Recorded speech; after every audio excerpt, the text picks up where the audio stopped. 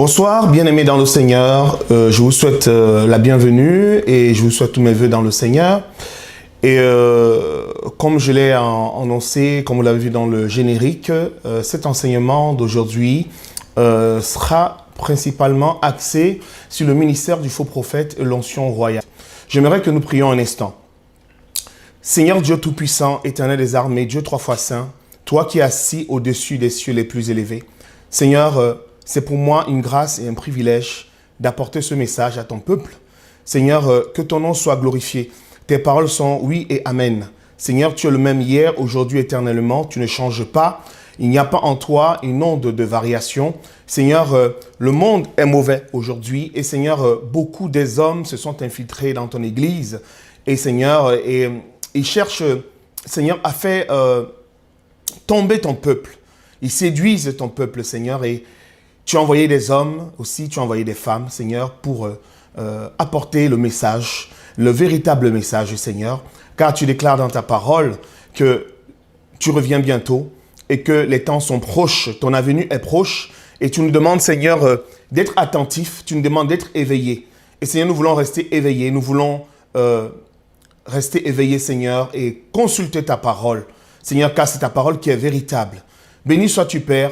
Seigneur, je te donne le cœur de toutes les personnes qui vont écouter ce message. Nous te prions, Seigneur, vraiment de toucher, que les cœurs soient touchés, que les cœurs soient transformés après l'écoute de ce message. Merci, Seigneur, que ton nom soit glorifié. Dans le nom de Jésus, nous t'avons prié. Amen. Nous commencerons cette étude avec le témoignage de Benny Hinn, le pasteur Benny Hinn, où cet homme a témoigné, il a fait, comme je vais dire, une sorte de repentance. Oui, il s'est repenti. Benny Hinn s'est repenti. Il dit qu'il a rencontré le Seigneur Jésus-Christ alors qu'il avait subi une lourde opération du cœur et qu'il avait rencontré le Seigneur Jésus-Christ. Et donc, dans cette étude, il donne un témoignage. Il dit comment cela s'est passé. Avant justement de entrer dans le témoignage de Benny Hinn, commencez par lire dans 1 Timothée chapitre 4, 1 Timothée chapitre 4, verset 1, il est écrit dans la parole de Dieu, « Pourtant, mais l'Esprit dit expressément que dans les derniers temps, quelques-uns abandonneront la foi pour s'attacher à des esprits séducteurs et à des doctrines de démons. » Et on a aussi un passage dans Matthieu chapitre 24, verset 24 qui dit « Car il s'élèvera de faux Christ et de faux prophètes. Ils feront de grands prodiges et des miracles au point de séduire, s'il était possible, même les élus. » Et dans Matthieu chapitre 7, verset 15 à 20, il est écrit « Gardez-vous des faux prophètes. Ils viennent à vous en vêtements de brebis, mais au-dedans ce sont des loups ravisseurs. » Voilà, donc vous les reconnaîtrez à leurs fruits. Cueille-t-on des raisins sur des épines ou des figues sur des chardons? Tout bon arbre porte de bons fruits, mais le mauvais arbre porte de mauvais fruits. Un bon arbre ne peut porter de mauvais fruits, ni un mauvais arbre porter de bons fruits. Tout arbre qui ne porte pas de bons fruits est coupé et jeté au feu. C'est donc à leurs fruits que vous les connaîtrez. Amen. Le fruit veut dire témoignage. Parce que ces gens-là, même s'ils sont déguisés, ils manifestent, ils finissent par se trahir par des comportements que si normalement vous êtes des personnes éveillées, vous allez le constater, vous allez le voir. Vous allez le voir clairement. C'est ce que nous verrons dans plusieurs études, parce que nous ne parlerons pas que de Benny Hinn, nous parlerons aussi de d'autres faux prophètes, d'autres faux pasteurs, d'autres faux docteurs. Suivons maintenant le témoignage de Benny Hinn. Le témoignage de Benny Hinn, le Dieu de la deuxième chance. Traduction du témoignage de repentance de Benny Hinn, le Dieu de la deuxième chance. En 2015, j'ai eu une crise cardiaque et j'ai été emmenée à l'hôpital pour une chirurgie cardiaque. J'ai eu un rêve et je me retrouvais dans une longue file d'attente à la porte des cieux où tout le monde était habillé de blanc. À cette porte se tenait Jésus-Christ, vêtu d'un vêtement blanc resplendissant qui était différent des autres. À côté de lui se tenait une femme qui jouait au piano. Jésus hochait la tête pour signifier si la personne était acceptée ou refusée à avoir accès au ciel. Quand c'était un oui, le pianiste jouait des mélodies glorieuses, la gloire était manifeste et la porte s'ouvrait automatiquement. Quand le hochement de tête de Jésus était négatif, le pianiste jouait une musique sombre et des démons horribles venaient prendre la personne pour l'emmener en enfer. Parmi toutes les personnes qui faisaient la queue, seulement 20% ont été admis et parmi eux, il y avait des chrétiens et des pasteurs. Tout le monde tremblait en attendant son tour. Le pianiste m'a reconnu et était impressionné par le travail que j'avais accompli pour Christ. Mais quand Jésus me regarda, il ne semblait pas du tout impressionné. En voyant cela, ma crainte et mes tremblements ont augmenté, car il était possible que je ne sois pas accepté à la porte des cieux. Quand Jésus était sur le point de prendre une décision, je me suis réveillé et Dieu m'a dit « Ne gâche pas tout cette fois. C'est ta seconde chance. » J'ai 2 devoirs dans mon ministère. Le premier est de servir le peuple de Dieu avec les dons qu'il m'a donnés, à savoir la prédication de sa parole, les miracles. Le deuxième devoir est de maintenir ma marche personnelle avec Dieu. Mais en 2010, mon divorce m'a tellement affecté que ma relation avec Dieu est devenue comme morte et j'étais loin de lui. Durant cette période, j'ai perdu près de 7 millions de dollars ainsi que ma maison. Je n'avais plus aucune relation avec Dieu. Malgré tout, et c'est aussi surprenant, les miracles n'ont pas cessé. J'ai fait semblant et tout le monde a cru que tout allait bien. Cela faisait des années que je servais Dieu. Je n'ai eu aucun mal à faire comme si tout allait bien. Pourtant, ce n'est pas ce qu'on accomplit pour Dieu qui nous ouvrira la porte des cieux, mais plutôt notre relation personnelle avec Dieu.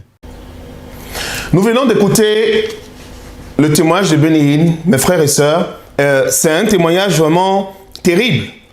Et cet homme, il parle de beaucoup de choses. Dans sa déclaration, dans son témoignage, il révèle un certain nombre de choses, ce qu'il a vu. Donc nous allons analyser son témoignage dans tous les points, point par point. Nous étudierons. C'est un témoignage qui a été traduit de l'anglais au français. Donc, ce que je veux attirer déjà votre attention sur quelque chose, c'est que Satan, quand Satan s'approche de vous, Satan ne commencera jamais par le mensonge. Satan commencera toujours par la vérité. Vous comprenez? Satan commence toujours par annoncer la vérité avant de finir par le mensonge pour vous pousser à la faute. D'accord? Parce qu'il faut comprendre une chose, c'est que quand quelqu'un vous parle, le cerveau, généralement, ne capte que les premiers mots. Quand on a un discours, généralement, c'est le début qui compte. C'est très important. Et c'est pour cela que Satan est tellement rusé. Donc, Satan, qu'est-ce qu'il fait? Il commence toujours par le mensonge et par la vérité. Ce que je veux vous dire ici, c'est que nous allons lire qu'est-ce que dit Hébreu par rapport au témoignage de Benny Hinn. Hébreu chapitre 6, verset 4 à 7 est écrit. Hébreu chapitre 6, verset 4 à 8. Car il est impossible que ceux qui ont été une fois éclairés, qui ont goûté le don céleste, qui ont eu part au Saint-Esprit, qui ont goûté la bonne parole de Dieu et les puissances du siècle à venir, et qui sont tombés, soient encore renouvelés et amenés à la repentance, puisqu'ils crucifient pour leur part le Fils de Dieu et l'exposent à l'ignominie. Lorsqu'une terre est abreuvée par la pluie qui tombe souvent sur elle et qu'elle produit une herbe utile à ceux pour qui elle est cultivée, elle participe à la bénédiction de Dieu. Mais si elle produit des épines et des chardons, elle est réprouvée et près d'être maudite et on finit par y mettre le feu. Nous venons de lire, voyez des points, j'ai souligné des points vraiment en gras. Il est bien écrit, une fois éclairé, don céleste. Des personnes qui ont été éclairées, qui ont goûté au don céleste, au Saint-Esprit, goûté la bonne parole, la puissance du siècle à venir. Mes frères et sœurs, ce ne sont pas des petites paroles, ce ne sont pas des petits mots ça. Foi éclairé, éclairé par quoi? Par le Seigneur, par le Saint-Esprit, le don céleste. Goûter quoi? Goûter à la bonne parole. La bonne parole, mes frères et sœurs. Quand tu as connu la bonne parole, tu ne peux plus manger la mauvaise parole. La bonne parole. La puissance des siècles à venir, ce sont des mots très forts. Hein? Et que si vous avez connu toutes ces choses-là, si vous êtes tombé, que vous soyez encore amené à la repentance, cela n'est pas possible. C'est pour cela qu'une femme qui joue au piano, mes frères et sœurs, dans son témoignage, Ce que je veux vous dire, c'est que il y a des gens parfois qui ont des visions, il y a des gens qui ont des prophéties, ils les annoncent dans l'église. Toute prophétie doit être éprouvée selon la parole de Dieu. Quand une prophétie est annoncée ou quand une vision est annoncée, il faut toujours vérifier que cela est conforme à la parole de Dieu. Il faut toujours le vérifier. Pourquoi? Parce que beaucoup croient aux visions. Ce sont les visions et des prophéties d'envoûtement. Et ça envoûte des gens. Pourquoi? Parce que les gens aiment qu'on les raconte des rêves, des choses comme ça pour les flatter. D'accord? Donc, sachez que, ce que je veux vous dire, c'est que sachez que nous serons tous jugés par le Seigneur, que ce soit pour des bonnes choses que pour des mauvaises choses que nous aurons faites, nous serons jugés. Dans Apocalypse chapitre 20, qu'est-ce qu'il est écrit? Apocalypse chapitre 20, versets 11 à 12. Puis je vis un grand trône blanc, et celui qui s'était assis dessus. La terre et le ciel s'enfuirent devant sa face, et il ne fut plus trouvé de place pour eux. Et je vis les morts, les grands et les petits, qui se tournaient devant Dieu. Des livres furent ouverts, et un autre livre fut ouvert, celui qui est le livre de la vie. Et les morts furent jugés selon leurs œuvres, d'après ce qui était écrit dans ces livres. Dans le royaume de Dieu, les êtres qui sont chargés dans le ciel, qui sont chargés de la louange dans le ciel, ce sont des anges.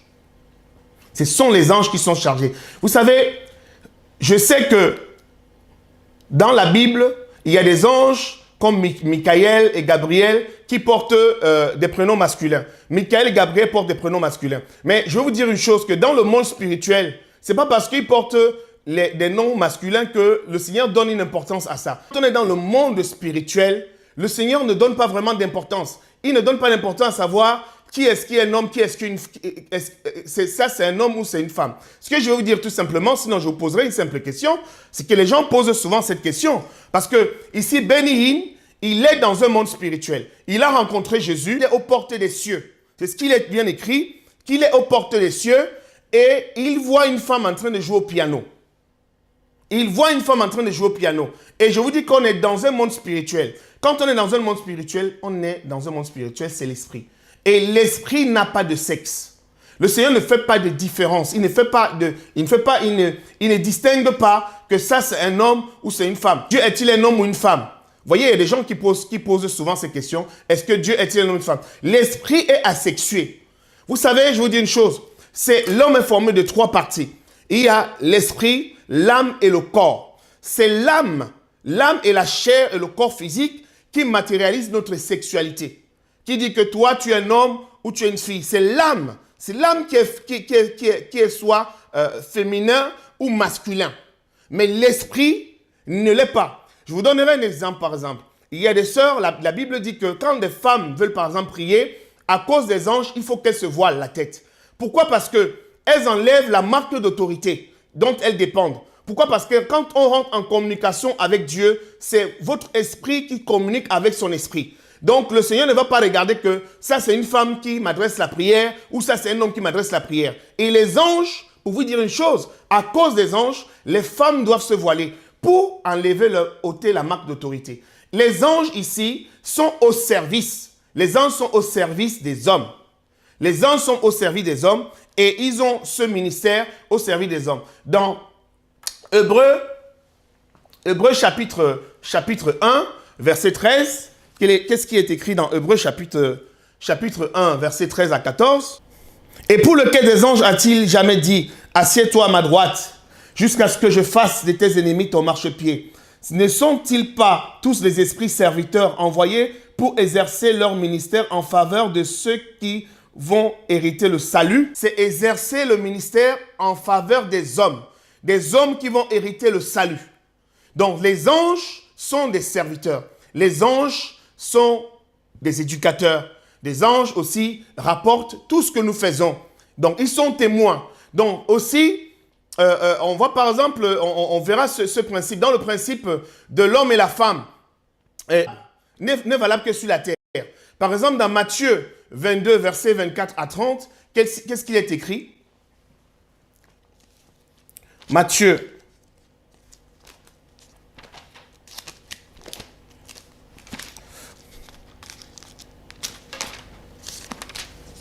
Maître, Moïse a dit, si quelqu'un meurt sans enfant, son frère épousera sa veuve, et suscitera une postérité à son frère. Or, il y avait parmi nous 7 frères. Le premier se maria et mourut. Et comme il n'avait pas d'enfant, il laissa sa femme à son frère. Il en fut de même du second, puis du troisième, jusqu'au 7e. Après eux tous, la femme mourut aussi. À la résurrection, duquel des 7 sera-t-elle donc la femme, car tous l'ont eue? Jésus leur répondit, « Vous êtes dans l'erreur, parce que vous ne connaissez ni les Écritures ni la puissance de Dieu. Car à la résurrection, les hommes ne prendront point de femmes, ni les femmes de mari, mais ils seront comme des anges de Dieu dans le ciel. » Écoutez bien ce que le Seigneur dit. Vous êtes dans l'erreur, parce que vous ne comprenez ni les Écritures, ni la puissance de Dieu. Car à la résurrection, les hommes ne prendront point de femmes, ni les femmes de mari, mais ils seront comme des anges de Dieu dans le ciel. Vous comprenez? Donc, dans cet endroit, le Seigneur vient. Parce que les hommes se posent souvent cette question, que comment est-ce que nous serons dans le ciel? Et souvent, notre imagination, quand nous avons parfois des visions, ça fait partie de notre imagination. Et souvent, les visions que nous avons ne sont pas conformes à la parole de Dieu. Nous venons de constater ici que dans le ciel, quand nous serons dans le ciel, c'est spirituel. Ce sera un monde spirituel. Nous serons comme des anges. C'est-à-dire que tu ne pourras pas distinguer que ça c'est un homme, c'est une femme. Et ça c'est déjà un premier point. Le fait déjà de distinguer que ça c'est une femme qui joue au piano. Le fait de savoir que dans la Bible, il est clairement écrit et mentionné que ce sont des anges qui sont chargés. Nous adorerons aussi le Seigneur, c'est vrai. Nous adorerons aussi le Seigneur, mais par rapport à cette situation-là, ce sont des anges qui sont chargés de faire la louange. Et c'est pour cela que je dis ici que c'est vraiment quelque chose de curieux que Benny Hinn ait identifié et remarqué cette femme en train de jouer au piano. Et dans le 3e paragraphe,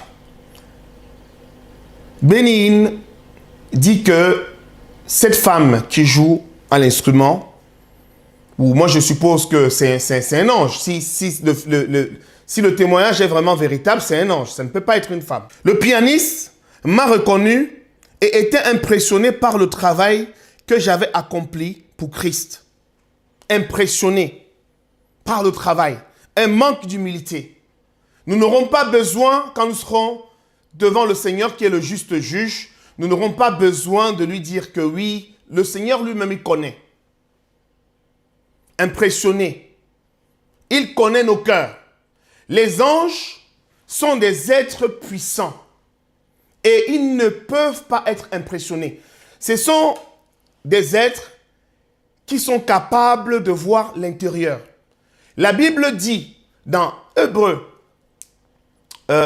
chapitre 12, verset 1, « Nous donc aussi, puisque nous sommes environnés d'une si grande nuée de témoins, rejetons tout fardeau et le péché qui nous environne si facilement, et courons avec persévérance dans la carrière qui nous est ouverte. » Courons avec persévérance dans la carrière qui nous est ouverte. Donc, nous sommes environnés d'une nuée de témoins. Les anges connaissent nos œuvres, des bonnes comme des mauvaises. Que ce soit en public, que ce soit dans le secret, ils les connaissent. Donc, ils ne peuvent pas être impressionnés. Toujours sur le 3e paragraphe, Benny Hinn, il dit qu'il tremblait. C'est-à-dire que, je reprends là-dessus, parmi toutes les personnes qui faisaient la queue, seulement 20% ont été admis et parmi eux, il y avait des chrétiens et des pasteurs. Tout le monde tremblait en attendant son tour. Le pianiste m'a reconnu et était impressionné. Tout le monde tremblait. Je vais vous dire quelque chose, mes frères et sœurs. Selon Romains chapitre 8, verset 16, il est écrit « L'Esprit lui-même rend témoignage à notre esprit que nous sommes enfants de Dieu. » Éphésiens 4, verset 30 dit « N'attristez pas le Saint-Esprit de Dieu par lequel vous avez été scellés pour le jour de la rédemption. » N'attristez pas le Saint-Esprit de Dieu. Ce que je veux dire ici, c'est quoi? C'est que le jour du jugement, si tu as l'Esprit de Dieu en toi, si tu as le Saint-Esprit de Dieu en toi, tu ne peux pas trembler devant le Seigneur. Devant le juste juge, Jésus-Christ, tu ne peux pas trembler parce que l'Esprit lui-même rend témoignage à notre esprit. L'Esprit rend témoignage à ton esprit. L'Esprit Saint, le Saint-Esprit rend témoignage que tu es enfant de Dieu. C'est pour cela que Paul et Pierre, dans leur course, dans leur marche chrétienne, parce que c'est des chrétiens, ils n'étaient pas d'abord des apôtres, ils étaient d'abord des chrétiens. Dans leur marche chrétienne, ils avaient l'assurance. Regardez même l'assurance que Paul a dans 2 Timothée chapitre 4, versets 6 à 8. Qu'est-ce qu'il est écrit? Car pour moi, je sers déjà des libations, et le moment de mon départ approche. J'ai combattu le bon combat, j'ai achevé la course, j'ai gardé la foi. Désormais, la couronne de justice m'est réservée. Le Seigneur, le juste juge, me la donnera dans ce jour-là. Et non seulement à moi, mais encore à tous ceux qui auront aimé son avènement. Ça, c'est la parole de Dieu. Vous voyez, Paul le dit clairement. Il a combattu. Il n'est pas encore mort. Il est encore vivant. Il dit qu'il a combattu le bon combat. Il a achevé, il a gardé la foi. Il a achevé la course. Il a gardé la foi. C'est ce qu'il dit. Il dit que désormais la couronne de justice m'est réservée. C'est une assurance. Donc si je prends le Éphésiens 4, Éphésiens chapitre 4 verset 30 qui dit « N'attristez pas le Saint-Esprit lequel vous avez été scellés » et Romains qui dit que l'Esprit lui-même rend témoignage. Si nous avons l'assurance de ces 2 versets en nous, quand nous rencontrerons le Seigneur, nous n'allons pas trembler. Nous avons l'assurance. Et comme nous avons l'assurance comme Paul a, il sait qu'il aura la couronne de justice. Il dit que Jésus le juste juge. Jésus est le juste juge comme Benny Hinn le déclare dans son témoignage qu'il a rencontré le Seigneur.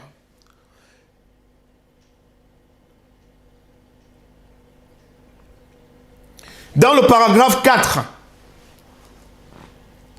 il y a aussi quelque chose qui est très étrange. Benny Hinn témoigne que Dieu lui a donné une deuxième chance. Dans le paragraphe numéro 4, Benny Hinn dit que le Seigneur lui a donné une deuxième chance. Ce qui est contraire en fait à la parole de Dieu. Parce que quand nous prenons Hébreux chapitre 6, du verset 4, chapitre 6, verset 4 à 7, nous voyons très bien que il est impossible que ceux qui ont été une fois éclairés, car il est impossible que ceux qui ont été une fois éclairés, qui ont goûté le don céleste, qui ont eu part au Saint-Esprit, qui ont goûté la bonne parole de Dieu et la puissance du siècle à venir, et qui sont tombés, soient encore renouvelés et amenés à la repentance. Sur le paragraphe numéro 4 n'est pas conforme. Sur le paragraphe numéro 5, il y a aussi quelque chose qu'il faudra tracer ici. Benny Hinn rappelle que quand il s'est réveillé, le Seigneur lui a donné un devoir. Servir le peuple de Dieu dans un ministère de la parole et des miracles. Nous verrons cela plus tard quand nous parlerons de l'onction royale. Deuxièmement, qu'est-ce qu'il est écrit? Deuxièmement, devoir maintenir sa marche personnelle avec Dieu. C'est-à-dire qu'il doit déjà servir le Seigneur, le peuple de Dieu. Il doit servir le peuple de Dieu dans un ministère de la parole et des miracles. Et deuxièmement, il dit qu'il doit entretenir sa relation personnelle avec Dieu. Je vais vous dire quelque chose que cela est contraire à la doctrine. Cela est contraire à la parole de Dieu. Pourquoi? Qu'est-ce que nous disent les Écritures? Dans 1 Corinthiens chapitre 9, versets 26 à 27. Moi dont je cours, non pas comme à l'aventure, je frappe, non pas comme battant l'air, mais je traite durement mon corps et je le tiens assujetti, de peur d'être moi-même rejeté après avoir prêché aux autres. Après avoir prêché aux autres. Paul ici insiste, il le dit clairement, il dit il est apôtre, mais il veille d'abord sur lui, il veille d'abord sur sa propre vie. Pas sur la vie des autres d'abord. Il faut savoir que quand on est un serviteur de Dieu ou on est un pasteur, on met d'abord en avance sa relation personnelle. Que dit 1 Timothée, chapitre 3, versets 1 à 5? 1 Timothée, chapitre 3, versets 1 à 5. Cette parole est certaine. Si quelqu'un aspire à la charge d'évêque, il désire une œuvre excellente. Il faut donc que l'évêque soit irréprochable. Mari d'une seule femme, sobre, modéré, réglé dans sa conduite, hospitalier, propre à l'enseignement. Il faut qu'il ne soit ni adonné au vin, ni violent, mais indulgent, pacifique, désintéressé. Ça, on le verra aussi sur le ministère du faux prophète. Il doit être désintéressé. Il faut qu'il dirige bien sa propre maison. Plus loin, on verra que Béni-Hinn a divorcé. On reviendra là-dessus. Et qu'il tienne ses enfants, dans la soumission et dans une parfaite honnêteté. Car si quelqu'un ne sait pas diriger sa propre maison, comment prendra-t-il soin de l'église de Dieu? Nous avons vu les instructions de Paul. Paul le dit clairement. Il faut d'abord, premièrement, soigner sa relation personnelle. Parce que Paul a dit, je peux prêcher aux autres. Je passe mon temps à prêcher aux autres. Et je peux moi-même perdre le salut. Je peux me tromper. Je peux louper. Donc, il veille d'abord sur lui-même. D'accord? Donc, le devoir que le Seigneur lui a donné, ce n'est pas exact. Dieu ne vous dira jamais de prendre d'abord soin des autres. Je parle de la relation personnelle. De ne pas soigner votre relation personnelle avec Dieu, mais vous occupez de la relation personnelle des autres, alors que vous-même, dans votre propre maison, ça ne va pas. Le Seigneur ne vous donnera pas ce genre de conseils, selon ce que nous venons de lire. Dans le paragraphe du 6, il dit, mais en 2010, mon divorce m'a tellement affecté que ma relation avec Dieu est devenue comme morte et j'étais loin de lui. Durant cette période, j'ai perdu 7 millions de dollars, ainsi que ma maison. Je n'avais plus aucune relation avec Dieu. 7 millions de dollars. Quel est le rapport, mes frères et sœurs? Quel est le rapport? Et je vais vous dire une chose, qu'un enfant de Dieu, un serviteur de Dieu ne s'expose pas. Un serviteur de Dieu ne s'expose pas. Un serviteur de Dieu ne vient pas parler de sa fortune, de son argent, de ce genre de choses. Vous comprenez un petit peu. Il y a beaucoup de pasteurs qui le font en plein culte. Ils disent, j'ai 10 maisons, j'ai 5 maisons, j'ai 10 voitures, comme pour intriguer, pour narguer leurs fidèles. Je vais vous dire une chose. Si vous voulez faire de l'argent, si vous voulez être des hommes riches, il faut travailler. Il faut travailler ou il faut faire des affaires, monter des entreprises pour devenir riche. Mais dans l'œuvre de Dieu, mes frères et sœurs, nulle part dans la Bible, vous ne verrez que dans l'œuvre de Dieu, on devient riche, on devient milliardaire. Non. Il faut être désintéressé. C'est un travail ingrat. Le travail de Dieu, c'est un travail ingrat parce que tout ce que vous allez faire, les gens ne vont pas reconnaître votre travail. C'est un travail ingrat. Voilà, tout simplement. Et dans le chapitre 7, le paragraphe 7, Béni-Hinn dit que malgré son éloignement avec Dieu, Dieu a continué à l'utiliser. Dieu a continué à l'utiliser. Donc, nous verrons parce que c'est ça le point le plus important sur lequel nous allons beaucoup travailler. Nous verrons si vraiment le Seigneur peut se servir, le Seigneur peut utiliser quelqu'un qui est éloigné de lui, qui n'est pas son berger, qui est un chrétien hypocrite. Parce que Béni-Hinn ici confesse qu'il était un chrétien. Pendant ce temps-là, il était un chrétien hypocrite et tout le monde croyait qu'il était avec le Seigneur alors qu'il n'était pas avec le Seigneur.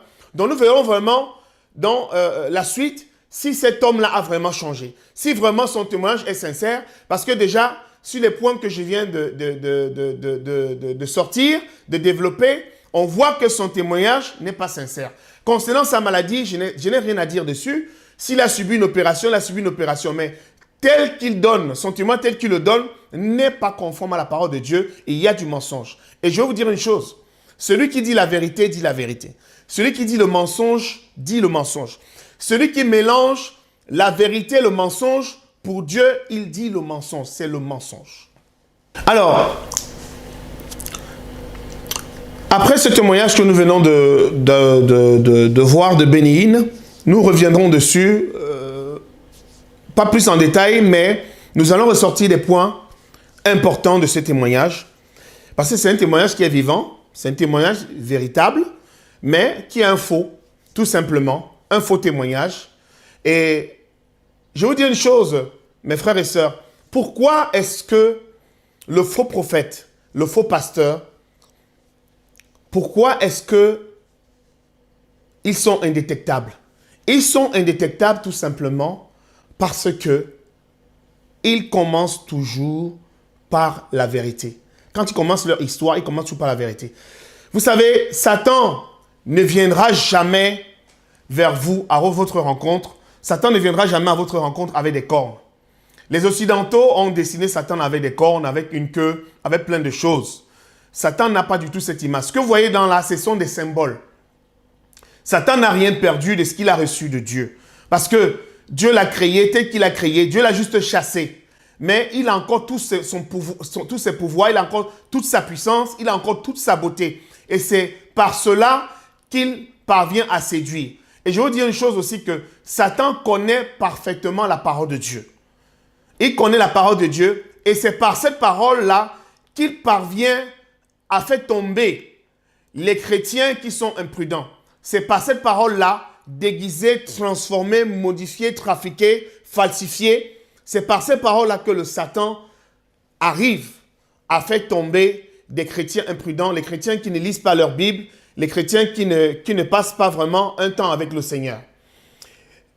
Par exemple, on a un exemple dans Matthieu chapitre 4, versets 2 à 10. Le tentateur s'étant approché lui dit, « Si tu es fils de Dieu, ordonne que ces pierres deviennent des pains. » Jésus répondit, « Il est écrit, l'homme ne vivra pas de pain seulement, mais de toute parole qui sort de la bouche de Dieu. » Le diable le transporta dans la ville sainte, le plaça sur le haut du temple et lui dit, « Si tu es fils de Dieu, jette-toi en bas, car il est écrit, il donnera des ordres à ses anges à ton sujet, et ils te porteront sur les mains, de peur que ton pied ne heurte contre une pierre. » Jésus lui dit, « Il est aussi écrit, tu ne tenteras point le Seigneur ton Dieu. » Le diable le transporta encore sur une montagne très élevée, lui monta tous les royaumes du monde et leur gloire, et lui dit, « Je te donnerai toutes ces choses si tu te prosternes et m'adores. » Jésus lui dit, « Retire-toi, Satan, car il est écrit,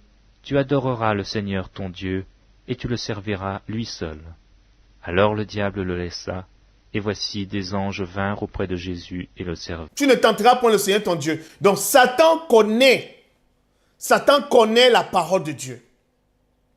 Il connaît la parole de Dieu. Donc il est en train de rappeler la parole de Dieu au Seigneur. Mais qu'est-ce que Jésus-Christ va faire? Tout simplement, il va lui répondre aussi avec la parole de Dieu.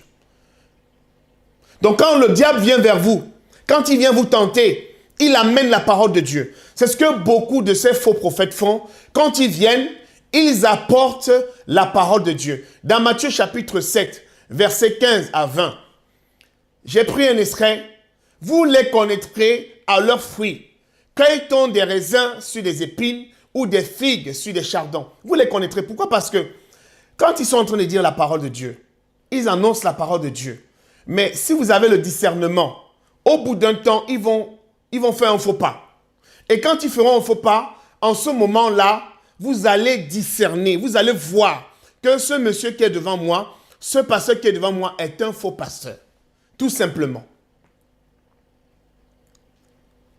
Comment les reconnaît-on? Alors, il y a des signes extérieurs. D'abord, on va parler des signes extérieurs. Parce que, je veux dire une chose, les faux prophètes sont majoritairement reconnus par des signes extérieurs. Parce qu'ils sont sur du tape à l'œil. L'évangile, le royaume de Dieu n'est pas sur du tape à l'œil. Le royaume de Dieu n'est pas sur du tape à l'œil. Le royaume de Dieu est caché. Mais eux, ils sont sur du tape à l'œil. Déjà, par leur nom, je vous dis une chose. Qu'est-ce qui est écrit? Ils aiment des grands titres. Ils aiment des grands titres. Vous voyez, il y en a certains qui s'appellent archibishop. Il y en a qui s'appellent général. Oui, archibishop, général, maréchal de Dieu. Je ne sais pas si vous ouvrez la Bible, vous allez voir que Paul, Pierre, Jean, ils portaient des noms pareils. Il y a 5 ministères. Apôtres, prophètes, docteurs, pasteurs, évangélistes. Si les gens veulent porter des titres, il n'y a pas de problème. Il n'y a pas de souci. Moi, le Seigneur m'a donné un ministère de docteur. Mais des personnes que je côtoie, des frères et sœurs, ils m'appellent frère. Frère Isaac. On ne dit pas que docteur Isaac ou pasteur Isaac. On m'appelle frère. On m'appelle frère. Mais ceux-là, archibishop, général, maréchal de Dieu, Melchisédek. Il y en a même qui se nomment même Melchisédek. Quelle abomination. Ils aiment être appelés papa. On trouve surtout ça dans les cultures des pasteurs africains. Ils aiment ça. Ils aiment être appelés papa. Qu'est-ce qui est écrit dans Matthieu, chapitre 23, du verset 2 à 11? Nous allons lire Matthieu, chapitre 23, du verset 2 à 11. Ils aiment la première place dans les festins et les premiers sièges dans les synagogues. Ils aiment à être salués dans les places publiques et à être appelés par les hommes Rabbi, Rabbi. Mais vous, ne vous faites pas appeler Rabbi, car un seul est votre maître, et vous êtes tous frères. Et n'appelez personne sur la terre votre Père, car un seul est votre Père, celui qui est dans les cieux. Ne vous faites pas appeler directeur, car un seul est votre directeur, le Christ. Dans ce que nous venons de lire, nous comprenons, je prends un extrait. Jésus dit, ils font toutes leurs actions pour être vus des hommes. Ça, c'est déjà un signe. Quand ils sont sur l'estrade, quand ils commencent à parler, ils parlent de leur richesse. Ils parlent de leur fortune. Quelqu'un vient prêcher, il commence à parler de lui, il parle de sa fortune, il commence à se vanter. Donc, ils font toutes les actions pour être vus des hommes. Ainsi, ils portent de larges phylactères. Ils ont des longues franges et à leurs vêtements. Ils aiment ces choses-là. Des vêtements, comment on appelle, des cérémonies. Ils aiment mettre ce genre de choses. Des vêtements de cérémonie. Ils aiment la première place dans les festins. Quand ils arrivent, on appelle papa, oh bishop, oh archibishop, oh viens t'asseoir ici, oh mon papa. Ils aiment ce genre de choses. Ils aiment être flattés. Ils aiment être appelés rabbi. Ils aiment porter ce nom. Il dit que, mais vous, ne vous faites pas appeler rabbi, car un seul est votre maître, et vous êtes tous des frères. Écoutez bien ce que le Seigneur Jésus-Christ vient de dire. Nous sommes tous des frères. Dans vos églises, approche ton pasteur, ton bishop, ton archibishop là. Dis-lui que tu es mon frère. Il y en a certains, tu es mon frère où? Ils ne supportent pas. Ils veulent que tu leur donnes leur titre. C'est comme ça. Si tu ne donnes pas son titre, c'est comme s'il n'existait plus. Et qu'est-ce que le Seigneur dit? Et n'appelez personne sur la terre votre Père, car un seul est votre Père, c'est lui qui est dans les cieux. N'appelez personne. Je vais arriver dessus quand on parlera de l'onction royale. Tous ces gens-là, tous ces pasteurs qui disent « appelle-moi papa ». Appelle-moi papa. Il y a des choses qui se cachent derrière. Et il y a derrière toute une doctrine d'envoûtement. Toute une doctrine, tout un enseignement d'envoûtement. Tous ces pasteurs disent papa, papa, ainsi de suite. Vous verrez tout cela. Beaucoup portent des chevalières. Vous savez, ils portent des chevalières, des croix parées d'or et des diamants. Tous ces vêtements-là, des vêtements de sacrificateurs. Dans toutes ces choses qu'ils portent. C'est dans ces choses-là que viennent leur pouvoir. Il y a aussi ceux qui mettent, parce que il y en a qui mettent aussi des vêtements luxueux. Ils mettent des gros costumes, des grandes marques, des grosses montres qui coûtent très cher, des chaussures qui valent une fortune. Et quand ils viennent sur l'estrade, ils s'exposent, ils parlent, ils disent voilà ma chaussure, elle a coûté tant, mon costume a coûté tant. Voyez toutes ces choses-là, tout cela pour du tape à l'œil, pour attirer l'attention. Un évangile commun, la prospérité, le Dieu de l'argent. Voyez un peu, qu'est-ce qui se passe dans cet évangile? Mes frères et sœurs, il vous demande, si vous êtes dans ces églises-là, il vous demande de donner des offrandes, des sacrifices, des offrandes d'action de grâce, des offrandes, il multiplie des offrandes. Il multiplie des offrandes. Si vous ne donnez pas des offrandes, vous ne serez pas bénis. Si vous ne donnez pas des offrandes, vous ne recevrez pas la grâce de Dieu. Et ils vont même jusqu'à dissuader leurs fidèles d'avoir une relation personnelle avec Dieu. Empêcher. Tu donnes ta dîme à celui qui peut te bénir. Tu donnes ta dîme au souverain sacrificateur de la maison du trésor où Dieu lui-même en fait sa maison. Dieu vous parle trop. Je suis venu dire à quelqu'un que le prophète est l'intermédiaire que Dieu met entre vous. Dieu veut que tu crois en ton prophète pour que ton prophète croie en Dieu pour toi. C'est tout. Ne cherche pas à connaître Dieu. Crois en ton prophète pour que ton prophète croie en Dieu pour toi. Quand ça te dépasse là, invoque le Dieu de ton prophète pour que ce Dieu-là agisse dans ta vie. Il faut que tout passe par eux. Il faut que tu viennes vers moi, c'est moi le Père. Tu me donnes ton offrande, je vais prier pour toi, pour que tu aies une bénédiction. Dans Matthieu, chapitre 10, versets 7 à 10, allez prêcher et dites, le royaume des cieux est proche. Il ne dit pas que le royaume des cieux est venu. Il ne dit pas que le royaume des cieux c'est maintenant. Parce que tous ces faux prophètes, ces faux pasteurs, enseignent que le royaume de Dieu est déjà maintenant. Il faut que les chrétiens amassent les biens de la terre. Et prêchez et dites, le royaume des cieux est proche. Guérissez les malades, ressuscitez les morts, purifiez les lépreux, chassez les démons. Vous avez reçu gratuitement, donnez gratuitement. Jésus-Christ envoie ses disciples, il envoie des apôtres. Il a envoyé Pierre, il a envoyé Jean, il a envoyé Jude, il a envoyé Jacques. Il dit qu'allez prêcher, annoncer la bonne nouvelle. Donnez, vous avez reçu gratuitement, donnez gratuitement. L'évangile est gratuit. Si vous avez un pasteur qui s'approche de vous, ou vous vous approchez d'un pasteur pour demander la prière, si celui-ci seulement un instant vous demande de faire une offrande d'action de grâce, une offrande, je ne sais pas, un don, s'il vous demande cela, fuyez cet homme. Cela n'est pas conforme à la parole de Dieu. Cela n'est pas conforme à la parole de Dieu. Il dit quoi? Vous avez reçu gratuitement, donné gratuitement. Ne prenez ni or, ni argent, ni monnaie dans vos ceintures. Il les envoie en mission. Parce que l'œuvre de Dieu, on est désintéressé.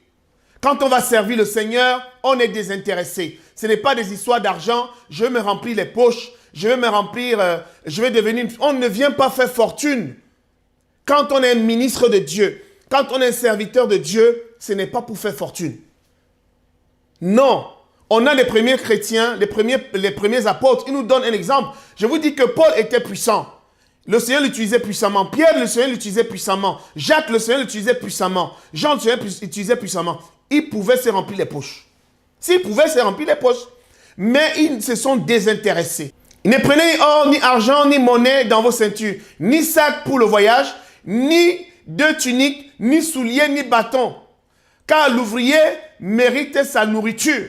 Ça, on le verra dans la suite parce que Luc le développe. Luc chapitre 10, verset 7 dit, « Demeurez dans cette maison-là, mangeant et buvant ce qu'on vous donnera, car l'ouvrier mérite son salaire. » L'ouvrier mérite son salaire. Je vous dis une chose, mes frères et sœurs, c'est que le pasteur, quand il a prié pour toi, si le cœur te pousse à lui donner quelque chose, tu lui donnes. Mais il n'a pas à te dire que donne tel montant. Il y en a qui demandent des parfums. Il y en a qui demandent des voitures. Il y en a qui demandent des téléphones. Il y en a qui demandent plein de choses. Cela n'est pas conforme à la parole de Dieu. Si vous êtes dans de telles églises, mes frères et sœurs, vous attristez le Saint-Esprit. Si vous êtes vraiment des vrais chrétiens. Si vous êtes des vrais chrétiens, parce que c'est que dans ces églises, il y a des vrais chrétiens. Mais si vous restez dans ces églises, après avoir entendu ce message, si vous continuez, sachez que vous attristez le Saint-Esprit, vous irritez le Seigneur, vous commettez un péché. Le ministère du faux prophète est l'onction royale. Tu connais Dieu où? Dis c'est moi qui t'ai oint. C'est pas Dieu qui t'a oint. Dieu passera toujours par un homme pour te oindre. Mais celui qui te oint là, spirituellement là, il est au-dessus de toi. Tu peux pas te lever contre lui. Tu peux pas te comparer à lui. C'est la théophanie de Dieu pour toi. C'est-à-dire c'est la représentation de Dieu dans ta vie. 2 Pierre chapitre 2 verset 1 à 3. Il y a eu parmi le peuple de faux prophètes. Il y en aura de même parmi vous de faux docteurs qui introduiront des sectes pernicieuses et qui, reniant le maître qui les a rachetés, attireront sur eux une ruine soudaine. Plusieurs le suivront dans leur dissolution et la voix de la vérité sera calomniée à cause d'eux. Mes frères et sœurs, ces gens-là, quand ils commettent leur forfait et quand vous découvrez la vérité, il y a des chrétiens qui se sont refroidis. Pourquoi? Parce que ils ont eu de mes aventures avec des pasteurs. Le pasteur m'a extorqué l'argent. Le pasteur, il m'a dit que il faut donner une offrande, j'ai pris pour toi, je vais avoir ceci ou cela. Les choses ne sont... Rien ne s'est fait. Il y a des abus, même sexuels. Il y a plein de choses. Il y a plein de choses. Et ces gens-là font en sorte que la parole de Dieu est calomniée. La parole de Dieu est calomniée à cause de Dieu. Parce qu'ils prêchent pas le bon évangile. Par cupidité, ils trafiqueront de vous au moyen de la parole des paroles trompeuses. Et eux que menace depuis longtemps la condamnation et dont la ruine ne sommeille point. Et dans Romains, chapitre 16, versets 17 à 18. Je vous exhorte, frères, à prendre garde à ceux qui causent des divisions et des scandales, au préjudice de l'enseignement que vous avez reçu. Éloignez-vous d'eux, car de tels hommes ne servent point Christ, notre Seigneur, mais leur propre ventre. Et par des paroles douces et flatteuses, ils séduisent le cœur des simples. Ça, c'est encore la parole de Dieu. De tels hommes ne servent pas Dieu. L'évangile, mes frères et sœurs, est gratuite. Dans 2 Timothée, chapitre 3, versets 1 à 7, que nous allons lire. 2 Timothée, chapitre 3, versets 1 à 7. 2 Timothée, chapitre 3, versets 1 à 7. Sache que dans les derniers jours, il y aura des temps difficiles. Car des hommes seront égoïstes, amis de l'argent, fanfarons, hautains, blasphémateurs, rebelles à leurs parents, ingrats, irréligieux, insensibles, déloyaux, calomniateurs, intempérants, cruels, ennemis des gens de bien, traîtres, emportés, enflés d'orgueil, aimant le plaisir plus que Dieu, ayant l'apparence de la piété, mais régnant ce qui en fait la force. Éloigne-toi de ces hommes-là. Voilà un exemple. Et ça aussi, ce sont des choses que vous remarquerez comme des indices sur des faux prophètes. Il en est parmi eux qui s'introduisent dans des maisons, qui captivent des femmes d'un esprit faible et borné, chargées de péché, agitées par des passions de toute espèce, apprenant toujours et ne pouvant jamais arriver à la connaissance de la vérité. Mes frères et sœurs, ils font des dégâts. Il faut savoir que dans une maison, quand l'évangile rentre dans une maison, les premières personnes qui reçoivent l'évangile, c'est les femmes. Ça, je veux vraiment féliciter les femmes là-dessus. Mais aussi, elles sont exposées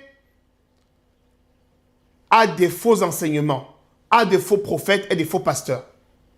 Je vous dis que j'ai des témoignages où plusieurs femmes ont été abusées dans toutes les catégories. Quelle est donc la différence entre le vrai et le faux prophète? Je veux dire qu'il n'y a pas grand-chose, il n'y a pas une grande différence au début parce que les deux se ressemblent. Je vous ai dit que les deux se ressemblent. Le vrai pasteur, comme le faux pasteur, parle de Dieu. Il est évident parce que si Satan vient, s'il commence à dire des mauvaises choses, il est démasqué. On va le reconnaître tout de suite. Donc, il va forcément, quand il va venir enseigner. Il va d'abord dire la vérité. C'est ce que nous avons vu. Et je vais préciser quelque chose ici. Satan n'a rien perdu de ce qu'il a reçu de son Créateur. Il n'a rien perdu. Il a toujours sa beauté, son intelligence, sa puissance. Ça, on reviendra dessus quand on décrira tous ces points-là. On parlera vraiment de la divinité de Satan. Parce que Satan aussi, il a une divinité. Parce qu'il s'est fait adorer comme Dieu. On reviendra dessus. Et les mêmes caractéristiques qu'il a. Il donne la même onction. Il imprègne sa nature à ses envoyés. Pour qu'un prophète ou un apôtre ou un docteur exerce son ministère, il a besoin d'une onction. L'onction est un mandat ou un pouvoir qui permettra à l'envoyé d'agir pendant le temps de son ministère. Il peut faire ce qu'il veut, il a carte blanche. C'est ça l'onction royale. L'onction royale, c'est vous recevez l'onction de celui qui vous envoie. Et celui qui vous envoie vous donne carte blanche. Nous reviendrons là-dessus plus en détail. Quelle est donc la différence entre le vrai et le faux? Si je prends la parabole de l'ivraie et du blé, nous voyons que à la croissance, si on prend la parabole de l'ivraie et du blé, nous voyons qu'à la croissance, les deux se ressemblent. Le blé est le vrai, l'ivraie, c'est le faux. Le blé, si on dit que le blé, c'est un serviteur de Dieu, envoyé de Dieu, et que l'ivraie, c'est le malin, un serviteur du diable, envoyé par le diable, regardez bien qu'au début, les deux disent qu'ils sont envoyés de Dieu. Celui qui est envoyé par le diable ne dit pas qu'il est envoyé par le diable, il dit qu'il est un serviteur de Dieu. C'est pour cela que nous avons lu, quand nous avons dit tout à l'heure qu'il y a des faux prophètes qui ont infiltré l'église, des faux pasteurs. C'est ça, justement. N'est-ce pas? Le vrai dit qu'il est envoyé de Dieu, le faux dit qu'il est envoyé de Dieu. Le vrai est la lumière. Le faux se déguise en ange de lumière. Le vrai enseigne la parole de Dieu sans rien y ajouter ni retirer. Le faux enseigne la parole de Dieu pour ses fins personnelles. C'est ce qu'on a vu dans le cas du diable, quand il est venu tenter le Seigneur Jésus-Christ, quand il a dit au Seigneur de se jeter ou de l'adorer, qu'il allait lui donner tous les royaumes, les richesses de la terre. C'était pour son intérêt personnel. Il parlait de la parole de Dieu, n'est-ce pas? Le vrai reste constant et fidèle à la parole de Dieu. Le vrai chrétien reste constant et fidèle à la parole de Dieu. Le faux chrétien, l'envoyé du diable, change et se dévoile. Il dévoile sa vraie nature. Au fur et à mesure que, lors de la croissance, au fur et à mesure que le temps passe, on commence à le voir, on reconnaît, on voit son visage. Parce que il se dévoile. Le vrai ne s'inquiète de rien. Il sait qu'il est sur la bonne voie. Quand tu es un véritable chrétien, tu ne dois t'inquiéter de rien. Tu sais que tu es sur la bonne voie. Parce que la parole de Dieu est véritable et que Dieu ne ment pas. Dieu n'est pas un homme pour mentir. Or, le faux doit agir très vite car son temps est compté. C'est pour cela que Satan multiplie des ruses. Satan multiplie les ruses parce qu'il sait que son temps est compté.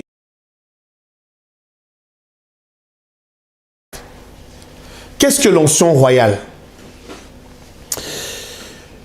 L'onction royale, tel qu'il est écrit, elle a un rapport avec l'ordre de Melchisédek.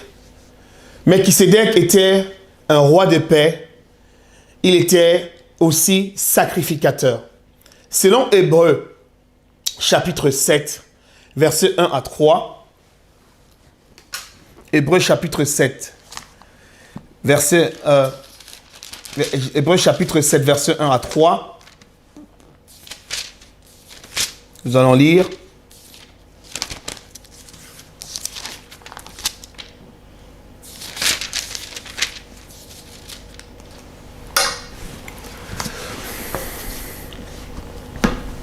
Ce Melchisédek était roi de Salem, prêtre du Dieu très haut. Il allait à la rencontre d'Abraham, qui revenait de la défaite des rois, et il le bénit. C'est à lui qu'Abraham donna la dîme de tout. Or, si l'on interprète son nom, il est tout d'abord roi de justice. Puis, il est aussi roi de Salem, c'est-à-dire roi de paix. Il est sans père, sans mère. sans généalogie. Il n'a ni commencement de jour, ni fin de vie. Rendu semblable au Fils de Dieu, il demeure prêtre à perpétuité. Prêtre à perpétuité ou sacrificateur. Jésus-Christ est roi et sacrificateur. Jésus-Christ est roi et sacrificateur selon l'ordre de Melchisédek. C'est un sacerdoce qui ne peut être retransmis, qui n'est pas transmissible. Puisque nous sommes cohéritiers avec Jésus-Christ, nous avons accès au même sacerdoce. Le sacerdoce selon l'ordre de Melchisédek. Que dit Pierre? 1 Pierre chapitre 2 verset 9. Vous au contraire, vous êtes une race élue, un sacerdoce royal, une nation sainte, un peuple acquis, afin que vous annonciez les vertus de celui qui vous a appelé des ténèbres à son admirable lumière. Et dans Apocalypse 1, versets 5 à 6, il est écrit « À celui qui nous aime, qui nous a délivrés de nos péchés par son sang, et qui a fait de nous un royaume des sacrificateurs pour Dieu son Père. À lui soit la gloire et la puissance au siècle des siècles. Amen. » Donc, dans ce que nous venons de lire, mes frères et sœurs, nous avons royaume et sacrificateur. Qui veut dire roi. Dans un royaume, il y a un roi qui est roi et sacrificateur. Il faut savoir que l'onction royale a un lien direct avec le sacrificateur. D'accord? Et cette onction, puisque nous sommes dans la nouvelle alliance, nous sommes dans ce sacerdoce. Le sacerdoce selon l'ordre de Melchisédek, qui était roi de paix et sacrificateur. Que nous dit la parole de Dieu? La parole de Dieu nous dit il y avait deux sacerdoces. Il y avait le sacerdoce selon l'ordre d'Aaron, qui était seulement le sacerdoce du sacrificateur. Or, on a un sacerdoce qui est plus complet, qui est l'onction, qui est le sacerdoce qui est selon l'ordre de Melchisédek, qui est, dedans, on est roi et sacrificateur. Celui qui est un peu l'image de ce sacerdoce, c'était le roi David. Vous voyez, le roi David, il avait 4 dispensations. Il était roi, il était sacrificateur, parce qu'il a mangé des pains de proposition qui n'étaient destinés qu'aux sacrificateurs. Il était aussi prophète, parce qu'il faut savoir que l'onction de sacrificateur entraîne aussi, derrière aussi, une onction de prophète. Donc, c'est pour cela qu'il a parlé, quand il était dans ces moments difficiles, il a prophétisé sur la vie de Jésus-Christ. Il a annoncé la mort de Jésus-Christ. Il parle du Seigneur Jésus-Christ. J'ai dit qu'il était roi, il était prophète, il était sacrificateur, il était aussi berger. Donc berger, pasteur. Un berger, un pasteur. Donc il avait en lui ces 4 dispensations. Or, l'onction royale, quand vous êtes oint d'une onction royale, vous avez en vous ces 4 dispensations. Et cela n'est possible que dans le sacerdoce selon l'ordre de Melchisédek, qui est un sacerdoce complet. Parce qu'il faut savoir que l'onction est un mandat, un pouvoir qui permet à l'envoyé d'agir pendant le temps de son ministère. Ce n'est pas une onction qui est permanente. C'est une onction qui vous permet juste d'agir pendant le temps du ministère. C'est pour cela qu'au temps des rois, le roi, par exemple, était considéré comme un dieu. Le roi, on lui payait l'impôt. Il avait carte blanche, il agissait, il faisait ce qu'il voulait. La seule différence en Israël, c'est que le Seigneur avait mis des lois qui limitaient les rois, par exemple, à ne pas commettre de péché. Par exemple, vous voyez que David, quand il a commis le péché, quand il a pris la femme d'Uri, le Seigneur l'a sanctionné parce qu'il avait commis un péché que le Seigneur avait interdit dans des commandements. Dans le mot royal, on a roi, l'onction royale. Celui qui a une onction royale a des privilèges. Seulement, ce que je vais dire ici, c'est que celui qui est Jésus-Christ, qui est roi et sacrificateur, les choses sont complètement inversées. Ce n'est pas un roi qui reçoit de sacrifice. mais c'est un roi qui donne. C'est un roi qui s'offre. Il faut savoir que celui dans la nouvelle alliance, selon le sacerdoce, dans le sacerdoce, la lignée de Melchisédek, que le Seigneur lui-même sort de cette lignée, il a cette onction-là, cette onction qui est une onction royale, l'onction selon l'ordre de Melchisédek. Jésus-Christ est roi, sacrificateur et serviteur. Il sert le peuple de Dieu. Il n'est pas servi par le peuple, mais c'est lui qui est serviteur. Un roi devenu serviteur. Revenons sur Matthieu 24. Car il se lèvera de faux Christ et de faux prophètes. Ils feront de grands prodiges et des miracles au point de séduire, s'il était possible, même les élus. Le faux prophète ou le faux pasteur peut-il faire des miracles? Peut-il opérer des grands signes? Ça, on vient de le lire dans Matthieu 24.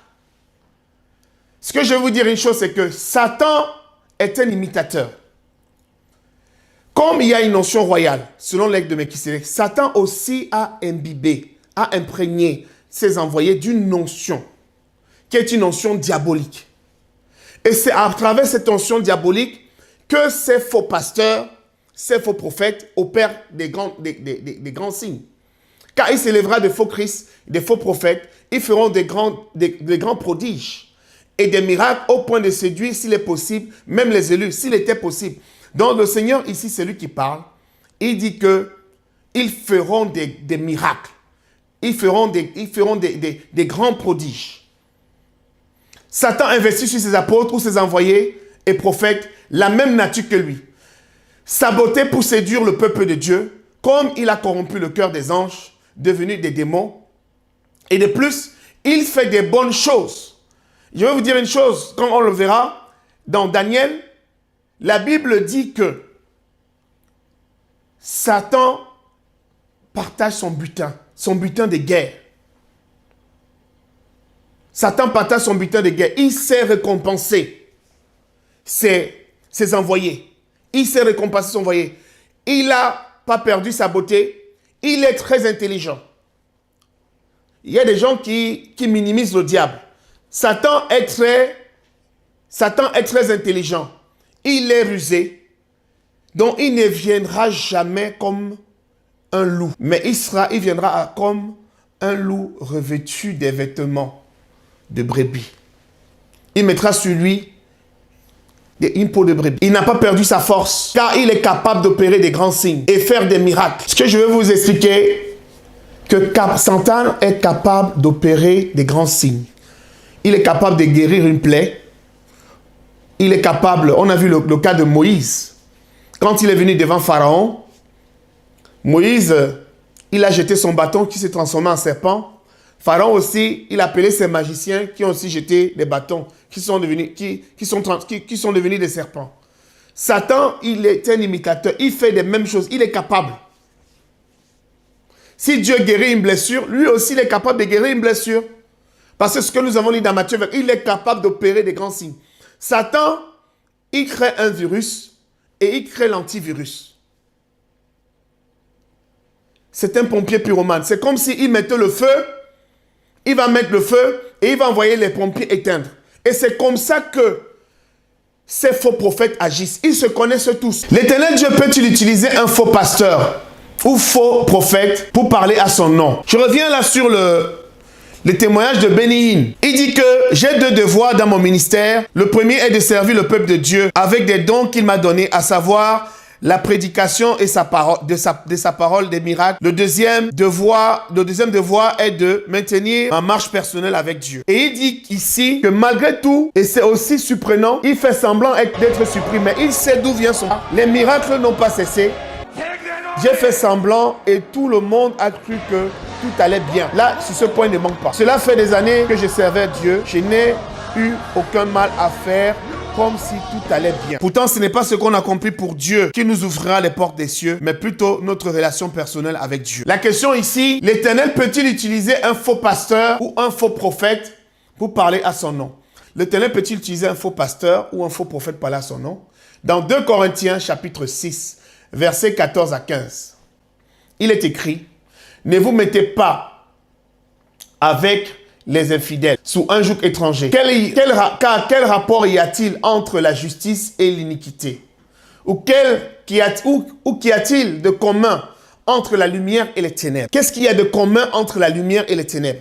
Si cet homme est éloigné de Dieu, il est dans les ténèbres. Il ne peut pas travailler pour Dieu. Il ne peut pas être utilisé de Dieu. Donc ça veut dire que les délivrances qu'il faisait, les guérisons qu'il faisait étaient une notion diabolique. Cela ne venait pas du Seigneur.